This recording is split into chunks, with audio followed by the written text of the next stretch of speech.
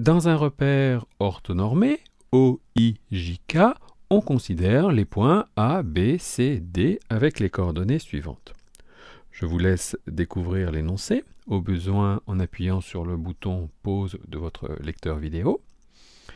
Et donc plusieurs questions vous sont posées. La première, petite a, la droite AB est parallèle à l'un des axes OI, OJ ou OK, lequel? Deuxième question, petit b, la droite CD se trouve dans un plan P, parallèle à l'un des plans OIJ, OIK ou OJK, lequel? Et on donnera une équation de ce plan P. Petit c, vérifier que la droite AB, orthogonale au plan P, coupe ce plan au point E de coordonnées 11, moins 1, 5. Pour répondre à la première question, il faut savoir que dans l'espace, le parallélisme peut se traduire par la collinéarité de deux vecteurs. Il faut donc commencer par déterminer les coordonnées du vecteur AB. Rappel de cours, soit A et B deux points de l'espace, alors les coordonnées du vecteur AB sont les suivantes, xb moins xa, yb moins ya et zb moins za. On utilise les coordonnées des points A et B pour obtenir donc les coordonnées 2, 0, 0. Seule la première coordonnée du vecteur est non nulle, comme pour le vecteur directeur de la droite OI. En effet, les coordonnées du vecteur OI sont 1, 0, 0. On remarque donc que le vecteur AB est le double du vecteur OI. Les vecteurs AB et OI sont collinéaires, et les droites AB et OI sont donc parallèles. Question petit b, les plans proposés dans l'énoncé sont les plans de base du repère. Il s'agit donc des plans pour lesquels l'abscisse, l'ordonnée ou la cote est constante.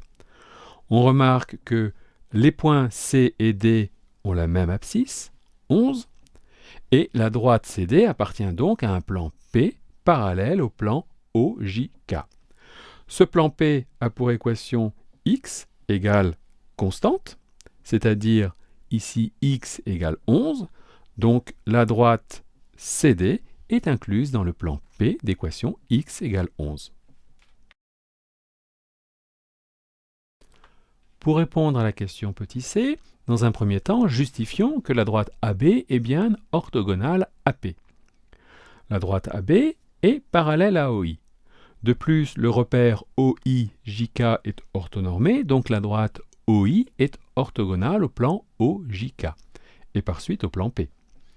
Il en résulte que la droite AB est donc orthogonale au plan P. Puis, afin de vérifier que le point E est l'intersection de la droite AB et du plan P, nous allons vérifier que le point E appartient à ces deux ensembles. Commençons par démontrer que E appartient à la droite AB. Pour cela, calculons les coordonnées du vecteur AE. Rappel de cours, soit A et B deux points de l'espace, alors les coordonnées du vecteur AB sont xb moins xa, yb moins ya et zb moins za. Donc, utilisons cette formule du cours que nous connaissons par cœur. On utilise les coordonnées des points A et E, et on obtient donc les coordonnées suivantes, 11, 0, 0. On remarque alors que le vecteur AE est égal à 11,5 que multiplie le vecteur AB.